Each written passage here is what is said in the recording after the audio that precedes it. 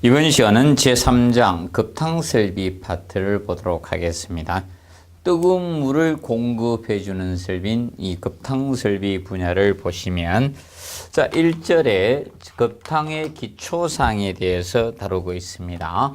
그러면 1번에 물의 팽창과 수축 개념을 다루고 있죠. 순수한 물은 0도씨 물을 0도씨 얼음으로 얼게 되면 약 9%의 최적 팽창이 생기고, 그 다음에 이 4도씨 물, 4도씨 물이 밀도는 최대가 되는 지점이라 했죠. 밀도는 최대고 부피는 최소가 되는 지점이 바로 이 4도씨 물이 됩니다. 그러면 이 4도씨 물을 100도씨로 끓이게 되면, 자, 이때 최적 팽창이 약 4.3%의 최적 팽창이 생기게 됩니다. 약 4.3%의 최적 팽창이 생기고요. 그 다음에 100도씨 물을 100도씨 전기로 수증기로 만들었을 때 이때는 약 1700배만큼 최적 팽창이 생기게 됩니다. 그래서 물의 팽창 개념, 팽창률에서 씩 나오는데, 급탕 밀도하고 급수 밀도의 비를 가지고 나타낸 것이 팽창률인데, 이 팽창률은 계산 문제가 한번 출제가 되었습니다. 다시 반복될 유형은 아니고요. 2번에 열량에 대해서 보도록 하겠습니다. 2번 열량적인 측면을 다룰 때 열량식은, 열량을 구하는 것은 보통 질량 곱하기 비열, 질량에다가 곱하기 비열입니다. 비열이라는 것은 어떤 물질 1kg을 이렇게 올리는데 필요한 열량이 비열이었죠. 비열 곱하기 온도차, 온도 차이를 곱해 주시면 이것이 열량을 구하는 식의 개념이 됩니다. 온도차.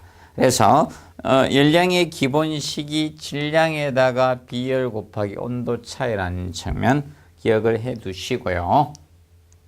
세 번째, 물처리적인 측면은 일반 경수를 사용하면 스케일이 발생되기 때문에 이 스케일로 인해서 일반적으로 이 전열 효율이 저하되기 때문에 물은 될 수 있으면 연수를 사용하는 것이 바람직하다 했습니다.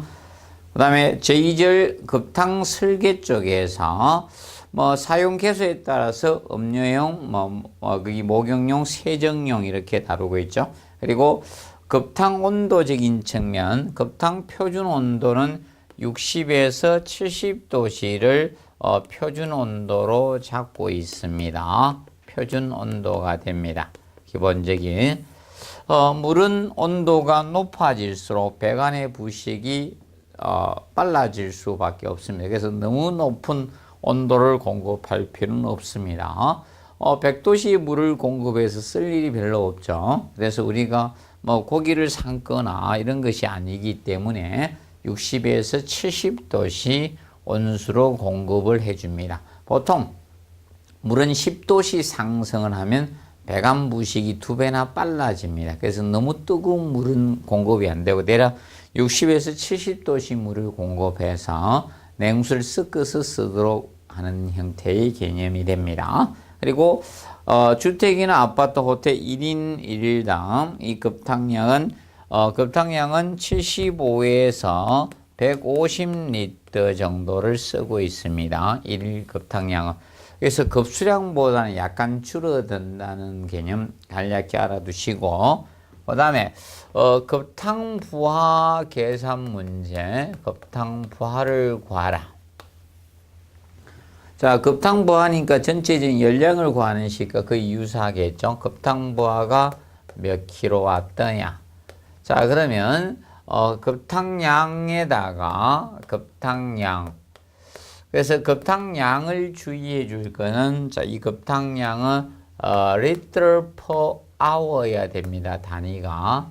급탕량은 시간당 몇 리터야. 이것이 돼줘야 됩니다. 급탕량 곱하기 비열 곱하기, 자, 비열은 물의 비열 개념이 되겠죠. 급탕이니까. 물의 비열은 안 주어지면 약 4.2로 하시고요. 물은 정확히 따지면 4.1868kJ/kg이죠. 그래서 이 비열 개념, 비열에다가 온도 차이를 곱해 주시면 이것이 자, 이 급탕부하를 구하는 식인데, 근데 이 비열의 단위가 킬로줄이기 때문에 나누기 3600을 해 준 것입니다. 3600. 자, 킬로와트로 환산하기 위해서죠.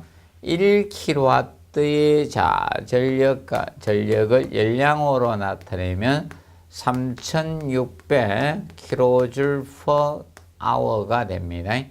약 3600 개념이 됩니다. 그래서 3600으로 나누어 준 것은 킬로와트로 환산하기 위함이라는 점 기억을 해 두시기 바랍니다. 그리고 용도별 사용 온도가 나오죠. 음료용이 대략 50에서 55동씨 정도의 물을 사용하고 있고요. 그래서 목욕용 성인의 경우는 42에서 45도씨 정도 되고요. 보통 유아용들이 유아용들은 대략 40에서 42도씨 정도 됩니다. 그래서 어른은 약간 높은 온도, 애들은 약간 낮은 온도가 좋습니다. 그리고 접시 식기용이 좀 높습니다. 접시 같은 데는 이 기름기들이 많은 요리를 하다 보니까 대략 70에서 80도씩 가장 높은 온도의 물을 사용하는 데가 접시 식기용이 됩니다. 간략히 알아두시고, 그 다음에 급탕 설비용 기기적인 측면에 가서 자, 보일러가 보통 물을 가열하는 장치가 보통 보일러죠.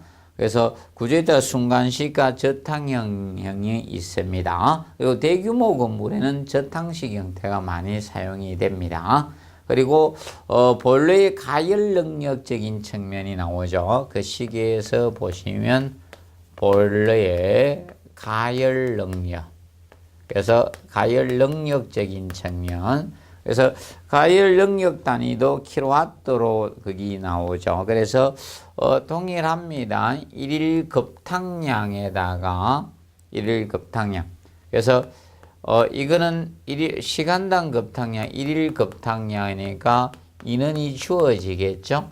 그럼 사용 인원당 급탕량을 곱해서 1일 급탕량을 구하셔서 급탕량 질량에다가 거기에 가열 능력 비율을 곱해 주시면 됩니다. 가열 능력 비율을 곱해서 비열 곱하기 온도 차이. 그러면 결과적으로 차이는 이거 하나 차이밖에 없습니다.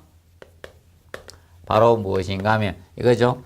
가열 능력 비율만 넣어주면 돼요. 가열 능력이 있으니까 본래 가열 능력 급탕부에서 그러면 질량 곱하기 비율 곱하기 온도 차이다 능력 비율만 넣어주고요. 3600으로 나누어 주시면 되겠습니다. 3600으로 나눈 것은 이것이 단위가 킬로와트 단위니까 비열인 킬로줄 열량 단위죠. 그래서 킬로와트로 환산하기 위해서 분모에 3600이 가는 겁니다. 기억해 두시고, 그 다음에 저탕조의 개념은 뜨거운 물을 저장하는 온수를 저장한 탕을 저장하는 수조다 이거죠. 탱크라는 것입니다. 저탕조. 그러면 저탕조는 보통 온수 탱크를 보통 저탕조라고 하는데 간혹가다 히트 역할을 하는 경우도 있다. 저탕식일 때는. 그래서 보시면 되고, 그래서 저탕조 용량적인 측면에서 저탕조 용량 계산식은 직접 가열식이냐 간접 가열식이냐에 따라서 차이가 있다. 그러면 직접 가열식일 때는 보일러에서 물을 가열해서 바로 저탕조가 온수의 저장 탱크 역할을 할 때죠. 이럴 경우는 기본적으로 1시간 최대 급탕량에다가 1시간 최대의 급탕량 마이너스 온수 보일러의 탕량을 빼주게 됩니다. 온수 보일러 탕량을 빼주고 여기에다가 곱하기 1.25배를 해서 계산하시면 되겠고, 직접 가열식일 때는. 근데 간접 가열식일 때는 간접 가열식은 본인이 히트 역할도 하고 저장하는 역할도 하죠. 그래서 간접 가열식일 때는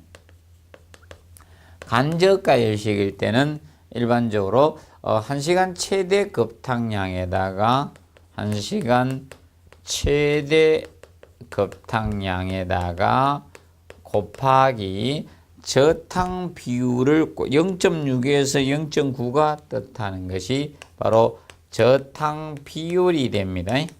저탕 비율을 곱해서 계산하시면 됩니다. 간접 가열식일 때는 1시간 최대 급탕량에다 저탕 비율을 곱해 주시면 된다. 그럼 저탕 비율은 60%에서 90% 사이가 보통 됩니다. 저탕 비율은. 그러면 예를 들어서 80% 중 0.8을 대입해서 곱하시면 되고 90%면 0.9를 곱해서 계산하시면 되겠습니다. 그리고 3번에 급탕순환 펌프.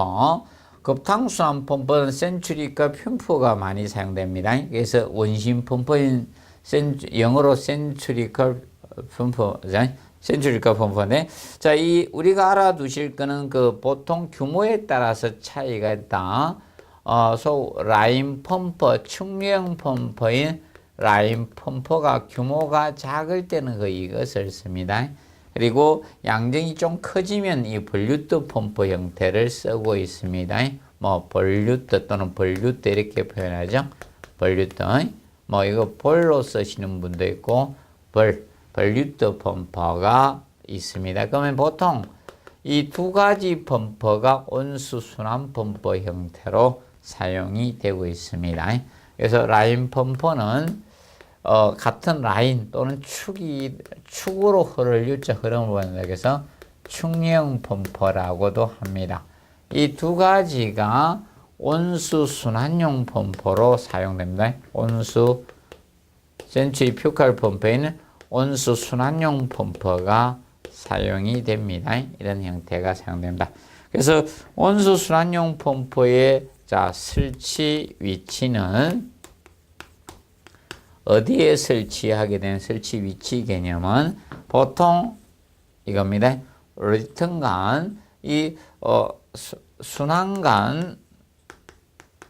순환간 보통 리턴 파이프 반탄간 되겠죠. 리턴 파이프 순환간 말단과 이 가열 장치 사이입니다. 가열 장치 사이에 우리가 이 온수 순환용 펌프를 설치해서 보일러로 또는 가열 장치인 저탕 이런 데로 물을 순환하는 역할을 하는 것이 바로 이 펌프의 개념이 됩니다. 기억해 놓으시고, 그 다음에 급탕설비 설계 계산에서 보시면 이 계산 문제가 가스 가지고 많이 나왔죠. 가스 가지고 2번 냈었고요, 계산 문제가. 그리고 거기 전기 히트 사용할 때 나왔습니다. 왜 이걸 내는가 하면 순간 온수기가 가스 순간 온수기가 있고요. 그 다음에 전기 순간 온수기가 이 두 가지 형태가 많아요. 그래서 가스 소비량 구하는 문제가 2번 출제되고 전기 소요 전력량 구하는 게 1번 출제가 되었습니다. 그럼 문제 보시면 가스 소비량 구하는 것을 보시면, 가스 소비량, 가스가 얼마나 소비되냐? 가스 소비량은 이렇게 푸시면 됩니다. 급탕량이 질량이잖아요. 이제 급탕량 단위 리터 퍼 아워가 꼭 돼야 된다는 거. 그리고 비열 곱하기 온도 차이를 해서 급탕 온도하고 급수 온도 차이를 해서 가스로 데웠기 때문에 가스의 발열량, 연료의 발열량이죠. 가스 연료의 발열량 곱하기 효율을 곱해서 나누어 주시면 되겠죠. 이것이 가스 소비량 구하는 계산 문제가 됩니다. 그래서 질량 곱하기 총 때인데, 그러면 연료를 얼마나 떼가지고 우리가 이것을 그럼 가스 소비량이 나올 거 아닙니까? 이것을 전체를 갖다 곱해서 전체 열량을 연료의 발열량과 효율을 곱해서 나눠서 계산하시면 되고, 근데 소요 전력량 구하는 것을 좀 해 놓으십시오. 소요 전력량. 자, 이 소요 전력량은 자, 이제 동일합니다. 급탕량은 리터 per hour입니다. 비열 곱하기 온도 차이를 하셔가지고 나누기 1kW가 3600 우리가 킬로줄이었죠. 그러면 전력량을 구하라 했기 때문에 3600 1kW가 연량이 3600이니까 효율을 곱해서 나누어 주시면 이것이 소요 전력량 구하는 식이 되는 겁니다. 그리고 소요 전기량 구하는 것까지는 공부해 놓으세요. 이 두 가지는 소요 전기량. 자, 기수 혼합식 탕비기에서 전기를 물속에 불어넣어서 우리가 이 물을 데우는 방식 기수 혼합식이 되겠죠. 그러면 동일하게 급탕량 자, 리터 per hour 곱하기 비열 곱하기 온도 차이를 하셔가지고 나누기.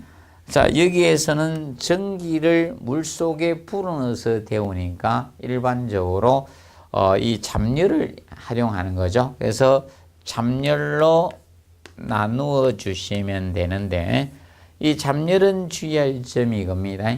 자, 이 기수 혼합식 탕배기 효율이 100%입니다. 그래서 이 잡열로만 곱해서 그냥 잡열로만 나누어 주시면 됩니다. 그러면 이 잡열은 2257점 얼마 나옵니다. 반올림 하면 8 되겠죠. 반올림 안 하고 그냥 2257kJ 개념이 됩니다. 잡열 개념은. 그래서 2257로 나누면 소요 전기량 개념이 나옵니다. 그래서 기억하시고, 그러면 잡열은 2257kJ이 됩니다.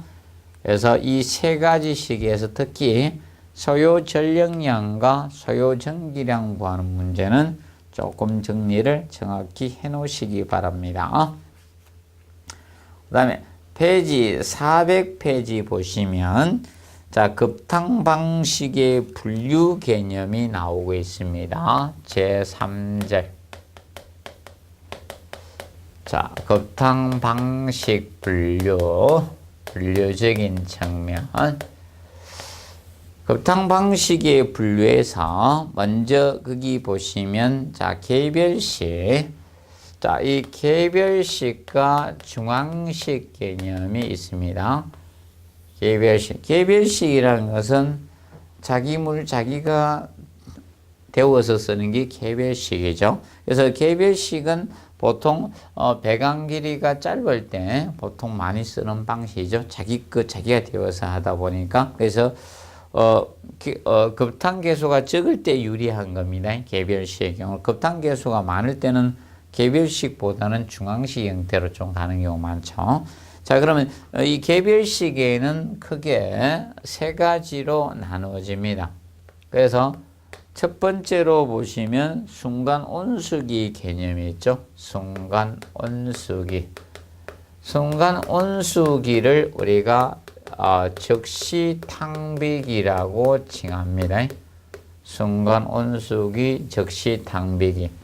배관의 일부분을 직접 가열해서 데우는 방식이죠. 401페이지와 같이 그림과 같이 보시면 급탕전을 열어가지고 물이 나오면 이때 그 가스버너에 가스가 공급돼서 불을 붙여서 이렇게 데우는 방식이 됩니다. 자, 그러면 그 그림을 보시면서 제일 위에 가열 코일이 나오죠. 순간 온수기에서 거기 가열 코일이 나오는데, 여기서 가열 코일은 자, 이 배관에 구리선을 감아 놓은 거죠. 이거는 가열 표면적. 가열 이 표면적을 갖다가 증가하기 위해서 표면적을 증가해서 물을 빨리 데워야 되겠죠. 그래서 가열 코일을 배관에다 이렇게 감아 놓은 형태가 됩니다.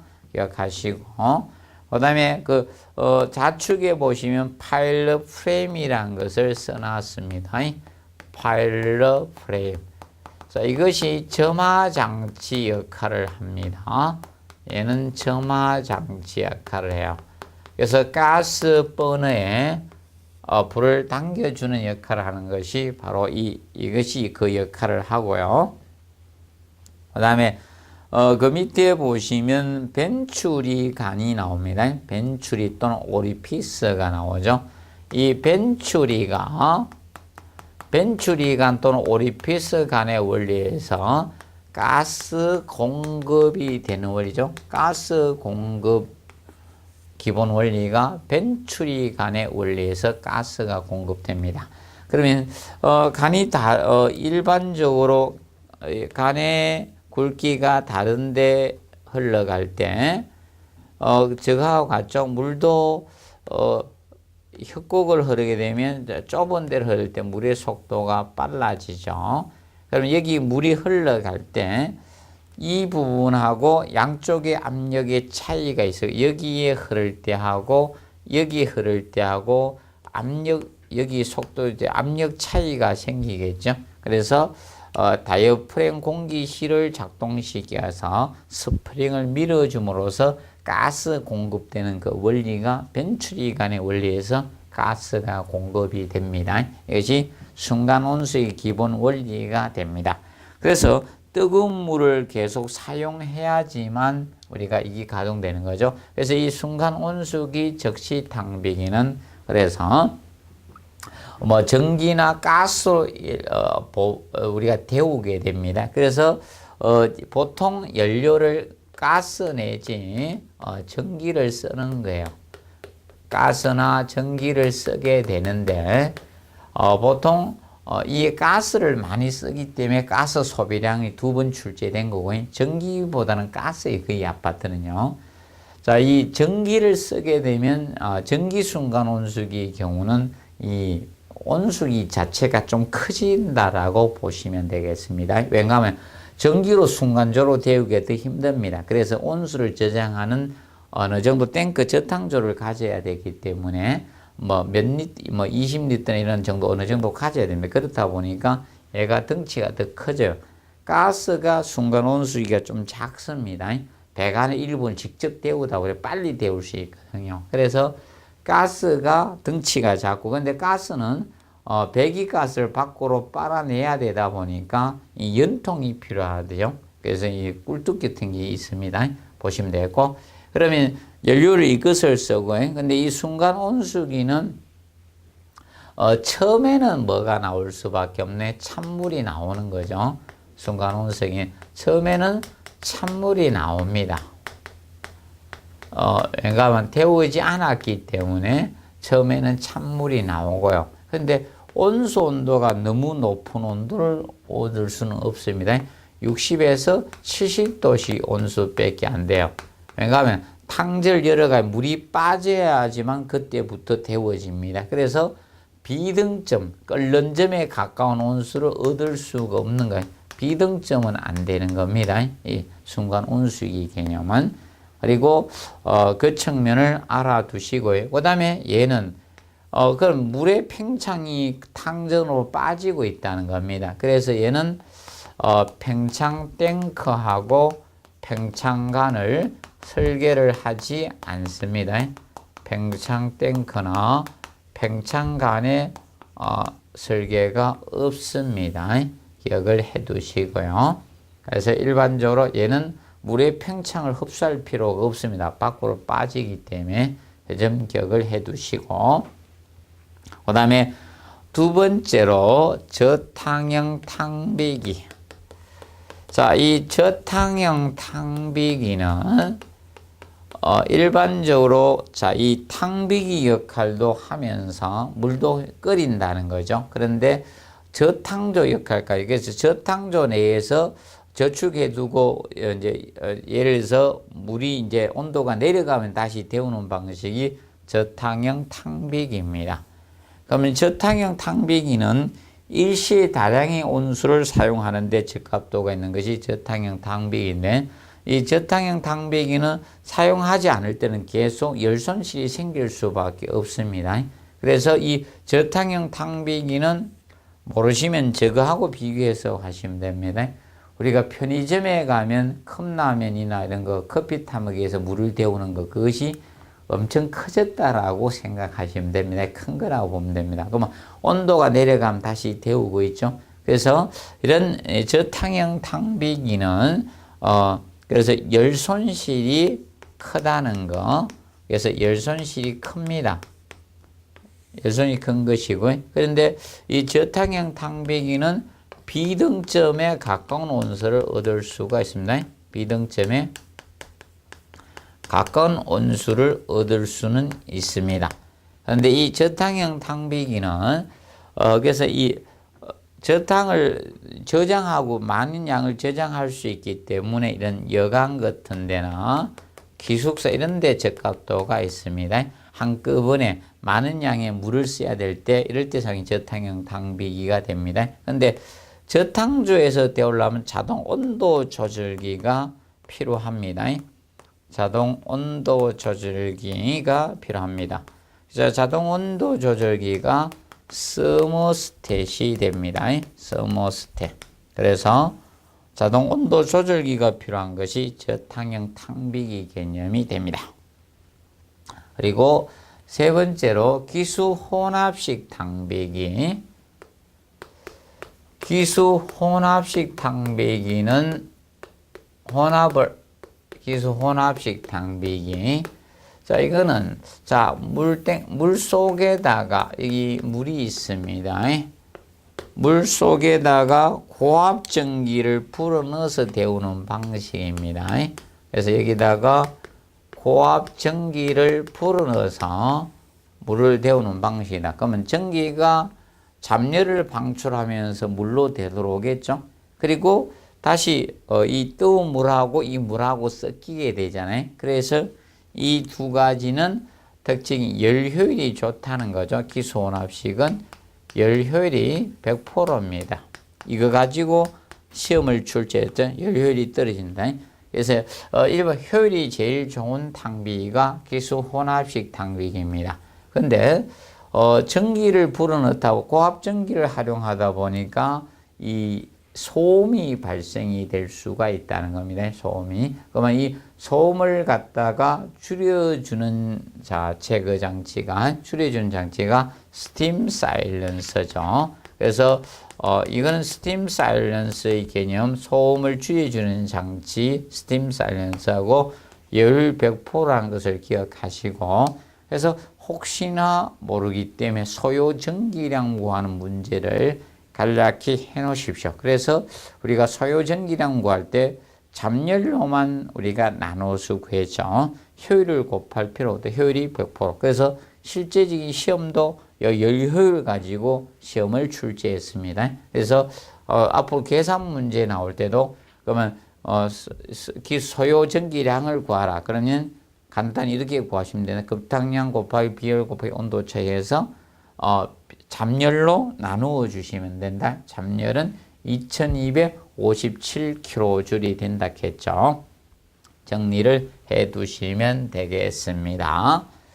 그리고 중앙식 보도록 하겠습니다. 중앙식. 중앙식의 경우는 한 곳에 이 급탕장치를 설치해서 각 건물마다 배관으로 뜨거운 물을 공급해 주는 게 중앙식이죠. 그런데 중앙식의 개념은 거기 특징을 좀 정리를 해 두시기 바랍니다. 그래서 장점은 연료비가 적게 되고요. 그 다음에 연료효율은 좋고요. 관리상 유리하죠. 한 곳에 집중되어 있기 때문에 총 열량을 적게 할 수 있습니다. 동시 사용료를 고려해서 하기 때문에 전체적인 열량을 적게 할 수 있고, 근데 단점에는 처음에는 좀 설치 비용이 많이 듭니다. 그리고 전문 기술자가 필요하죠. 그 중앙식 급탕법을 하면 난방도 중앙식 난방법이라는 거죠. 그래서 보통 설비 과장님이 한 분 더 있습니다. 아파트에. 그리고 배관으로 각 동마다 공급하니까 배관에 열 손실이 많을 것이고, 그 다음에 시공 후 기구 정세에 대한 배관 변경 공사가 어려운 것이 바로 이 중앙식의 특징입니다. 근데 직접 가열식과 간접 가열식 두 가지로 나누어지고 있습니다. 그러면 직접 가열식과 간접 가열식의 차이점은 물의 가열 위치가 어디냐, 거기에 따라서 차이가 있는 것이죠. 그러면 직접 가열식은 가열 위치가 온수 보일러라는 거죠. 그래서 직접 가열식과 간접 가열식의 차이점은 명칭은 바로 무엇 때문인가? 가열 위치에 따라서 명칭이 부여된 겁니다. 이거는 직접 가열식은 가열 위치가 온수 보일러라는 겁니다. 온수 보일러라는 거예요. 그 반면에 간접 가열식은 온수 보일러에서 가열하는 게, 보일러는 보통 전기 보일러를 쓰고요. 그래서 이거는 가열 위치가 저탕조가 됩니다. 가열 위치가 저탕조예요. 보일러에서 데우는 것이 아니다. 그래서 간접 가열식이란 용어를 쓰고 있는 겁니다. 그러면 직접 가열식의 경우는 거기 페이지 403페이지의 그림과 보다시피 온수 보일러에서 현재 거기 보시면 물을 가열해서 우측 그림을 보시면 되죠. 저탕조 온수를 저장해 놓고 급탕관을 타고 각 탕전에 공급이 됩니다. 그러면 사용한 만큼 배수관을 타고 물이 내려가겠죠. 그러면 팽창 탱크, 저 위에 팽창 탱크 또는 중력 탱크라고 칭합니다. 거기서 물이 보급수가 온수 보일러에 새로운 물이 보급이 되는 방식, 이것이 직접 가열식이 됩니다. 그래서 이 직접 가열식은 보일러에서 물을 가열을 직접 하게 되는 겁니다. 그래서 직접 가열식과 간접 가열, 그럼 간접 가열식은 페이지 404페이지의 그림에서 보다시피 보일러에서 전기 보일러를 쓰고 직접 가열하지 않고 가열 코일을 설치해서 그 안에다가 전기를 공급해 주고, 그래서 물의 가열 위치는 저탕조에서 물이 가열이 됩니다. 그러면 저탕조에서 물을 가열 저장했다 급탕 수직관을 타고 들어갑니다. 그러면 쓴 만큼 물이 안 되도록 오겠죠. 그러면 우측에 거기 제일 상단 중력 탱크, 팽창 탱크에서 우측에 급수관을 타고 여기 저탕조에 새로운 물이 공급이 되는 겁니다. 그러면 물의 가열 위치가 얘는 온수 보일러고 얘는 저탕조다. 그래서 가열 위치 때문에 명칭이 부여된 겁니다. 그래서 직접 가열식은 이 온수 보일러에서 물을 가열하다 보니까 온수 보일러에 스케일이 발생이 되는 거예요. 스케일이 발생이 여기 온수 보일러에 생기는 거예요. 온수 보일러에 생기다 보니까 물때가 보일러에 자꾸 낄 수밖에 없는 겁니다. 그러면 나중에 스케일이 끼니까 전율율이 떨어지겠죠. 그래서 보일러의 가열 원인이 될 거고 보일러 수명이 짧습니다. 그래서 온수 직접 가열식의 보일러 수명이 짧습니다. 그래서 이걸로 인해서 수명이 짧습니다. 온수 보일러가 수명이 짧고요. 그 다음에 물이 공급이 되는 것이 팽창 탱크를 통해서 온수 보일러로 공급되죠. 그래서 온수 보일러가 압력을 받게 됩니다. 그래서 보통 팽창 탱크에 수압을 갖다가 중력 탱크, 팽창 탱크의 압력이 가해지는 곳이 압력이 온수 보일러에 가해지는 겁니다. 그래서 건물의 규모의 제한을 받을 수밖에 없는 게 이겁니다. 그런데 간접 가열식은 보통 보일러의 역할이 이 역할밖에 안 하는 거죠. 전기 보일러로서 전기를 만들어서 가열하는 위치가 저탕조예요. 자, 저탕조에서 가열해서 여기 가열 코일, 뭐 동관이나 항동관 같은 걸 설치해서 가열 코일을 설치를 해서 이 가열 코일에다가 자, 전기를 보내서 여기에서 물을 가열하는 방식입니다. 그래서 얘는 보일러에 스케일이 끼는 것이 아니라 여기 저탕조, 여기에 스케일이 발생이 되는 겁니다. 스케일 발생이 이 저탕조의 스케일이 발생하고 보다 팽창 탱크의 압력이 저탕조에 가해집니다. 팽창 탱크의 압력이 여기에 가해지면 저탕조에 가해지게 됩니다. 그래서 이제 저탕조를 압력 용기로 만들면 되죠. 그래서 대규모 건물에는 이 간접 가열식이 쓸 수밖에 없는 겁니다. 대규모 건축물에는 이 간접 가열식 형태가 되고, 이거는 소 중규모 정도에 쓸 수 있는 거다.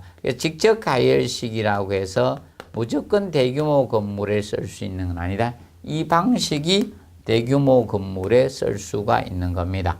그리고 보일러적인 뭐 스케일 개념 가지고 한번 시험에 나왔고요. 그리고 보일러 내 압력 개념이 고압이 되는 것이 바로 이 팽창 탱크 팽창 탱크 압력을 누가 받게 되는가? 보일러가 받죠. 그럼 보일러는 압력이 고압을 받게 됩니다. 고압을 받고요. 근데 여기서 보일러는 저압이라도 관계가 없는 거죠. 얘가 고압이 되는 거, 저탕조가 고압을 받게 되는 형식이라고 보시면 되겠습니다. 압력 개념. 그리고 일반적으로 보일러는 얘는 이 직접 가열식은 급탕용 보일러하고 난방용 보일러 각각 급탕용 보일러하고 난방용 보일러를 따로따로 설치를 해 주셔야 됩니다. 직접 가열식에는 난방용, 급탕용이 각각 설치를 해 주셔야 됩니다. 그 반면에 이거는 전기 보일러를 사용하게 되면 난방용 가지고 급탕까지, 이건 저탕조만 2개 있으면 되니까 난방용 보일러 가지고 이 난방용 보일러로 급탕까지 가능합니다. 저탕조만 하나 더 설치하면 되거든요. 가능한 것이 바로 이 간접 가열식 개념이 됩니다. 그리고 이 저탕조에서 데우게 되면 서모스탯이 필요하죠. 자동 온도 조절기인 서모스탯이 필요하게 됩니다. 서모스탯이 필요하고, 간접 가열식일 때는 가열 코일이 여기에 필요하죠. 가열 코일하고 일반적으로 별도로 더 추가적으로 필요한 것이 간접 가열식은 이것들이 필요하게 됩니다. 그래서 구분 좀 해 두시기 바랍니다. 그리고 그래서 일반적으로 지금 현재 이 2가지 측면에 대해서 봤습니다. 그래서 여기는 크게 이런 파트로 보시면 되겠습니다. 급탕 쪽은 이 급탕 방식 분류적인 측면하고 이번 시간에 배웠던 데는 이 앞쪽에 나는 계산 문제 있죠. 이 2 파트가 주된 파트가 됩니다. 그래서 간략히 비교해 가지고 접근해 주십시오. 계산 문제는 가장 기본인 열량은 질량 곱하기 비열 곱하기 온도 차입니다. 그래서 급탕량 곱하기 비열 곱하기 온도 차를 곱해서 하시는데 주의할 점은 이겁니다. 환산하는 요소가 어떻게 됐냐에 따라서 틀려집니다. 그러면 우리가 물을 쓸 때 킬로와트로 묻게 된 분모의 3600이 가주게 됩니다. 그런데 가스에 우리가 사용량을 구하라. 그랬을 때는 연료의 그 가스의 발열량을 효율 곱해서 나누어 주시면 되었고요. 그 다음에 기수 혼합식에서 소요 전기량을 구하라. 그러면 급탕량 곱하기 비열 곱하기 온도 차로 해서 잠열로만 나누어 주시면 된다. 그런데 이거하고 혼돈하면 안 된다. 1kW가 열량으로 환산할 때 3600kJ이고요. 그리고 잠열은 3600이 아닙니다. 2257kJ라는 점 유념해 주시기 바랍니다. 혼돈하지 않도록 우리가 잘 정리하시기 바랍니다. 그래서 이번 시간은 여기에서 마무리하고 다음 시간에 급탕 배감 파트 분야하고 그 문제 파트를 우리가 간략히 풀어보도록 하겠습니다. 이번 시간은 여기서 마무리하도록 하겠습니다. 수고하셨습니다.